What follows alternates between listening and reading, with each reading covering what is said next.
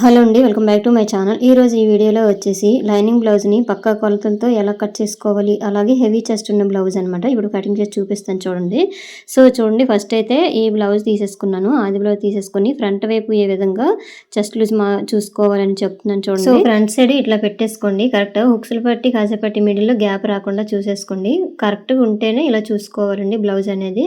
లేదంటే మెజర్మెంట్ తీసేసుకోండి, body measurement తీసేసుకునైనా మనం కట్ చేసుకోవచ్చు. ఫ్రంట్ వైపు చూసారు కదా, 19 వచ్చిందనమాట. అంటే టోటల్గా 38 అనమాట. సో ఇప్పుడు ఒకవైపు చూస్తే చూడండి 9:15 కొంచెం ఎక్కువ వచ్చిందండి. అంటే ఇంచుమించు 9:30 దగ్గర వచ్చింది ఒక సైడు. అంటే ఇప్పుడు ఇగోండి ఫ్రంట్ వైపు ఈ విధంగా చూసేసుకోవచ్చు. లేదంటే బ్యాక్ సైడ్ ఇగోండి లైనింగ్ వైపు ఉంది కదండి, ఈ లైనింగ్ వైపు కూడా ఇట్లా నీట్గా కరెక్ట్గా పెట్టేసుకొని ఈ చివర కుట్టు ఉంది కదండి, మెయిన్ కుట్లు, సైడ్ కుట్లు ఉంటాయి కదండి, ఈ సైడ్ కుట్లు ఇటు ఫస్ట్ కుట్టుకి ఈ ఫస్ట్ కుట్టుకి కరెక్ట్గా ఇట్లా చూసుకోండి 19 ఇంచీలు వచ్చింది.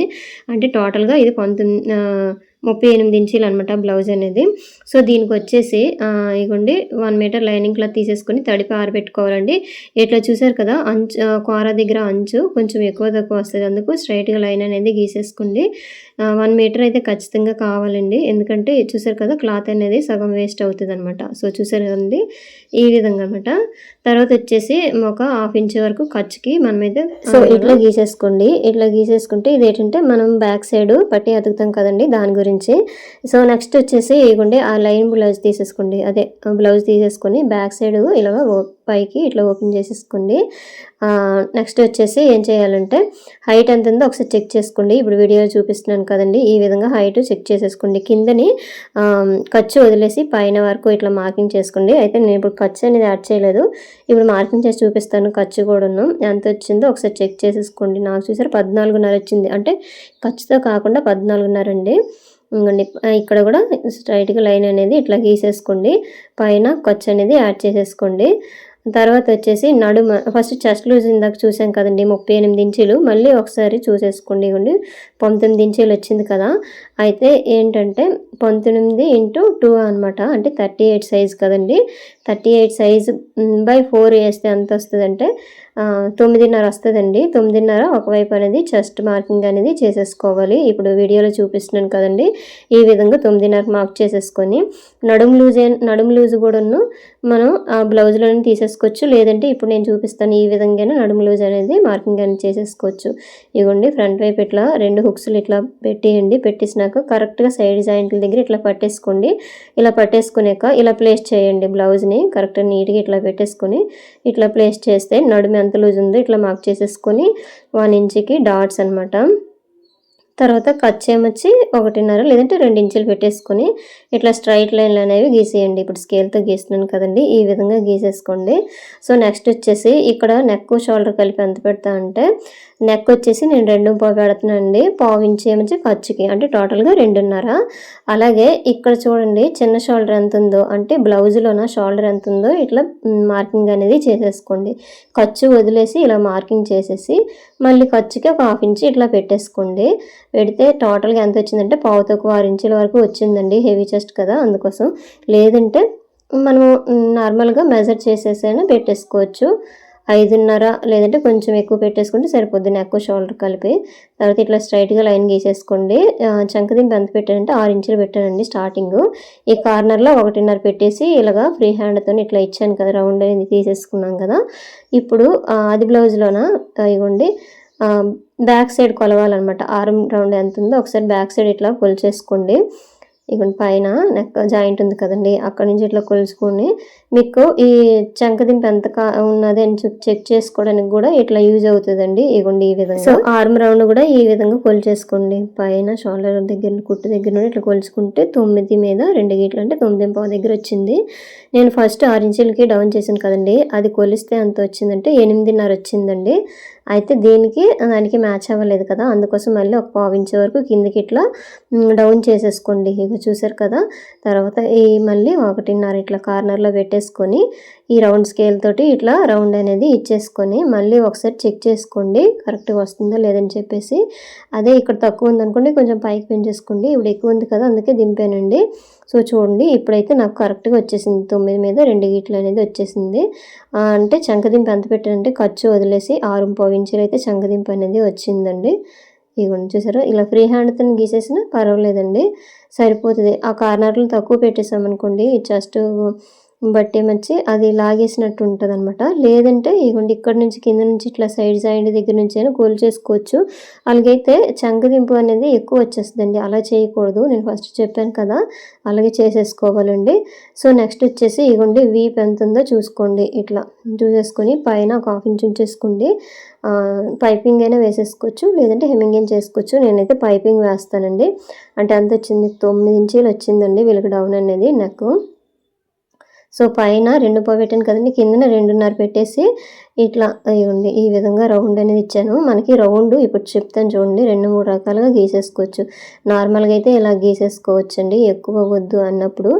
లేదంటే ఈ కార్నర్ నుంచి చెప్తాను చూడండి, ఈ కార్నర్ నుంచి ఒక 1/2 ఇంచ్ వరకు ఇట్లా మార్క్ చేసేసుకొని ఈ కర్వ్ స్కేల్ తీసేసుకొని ఈ విధంగానే గీసేసుకోవచ్చు అనమాట. రౌండ్ ఒకవేళ ఎక్కువ కావాలంటే, లేదు ఇంకా బ్రాడ్గా కావాలంటే కింద 2.5 పెట్టాను కదండి డబ్బా షేప్లోన స్క్వేర్ లాగా, అక్కడ 3 ఇంచులు పెట్టేసుకొనైనా మనం రౌండ్ అనేది గీసేసుకోవచ్చు. కాకపోతే పైన మాత్రం తగ్గించకూడదండి, అదే సారీ పెంచకూడదు, కిందన మాత్రమే పెంచేసుకోవాలన్నమాట.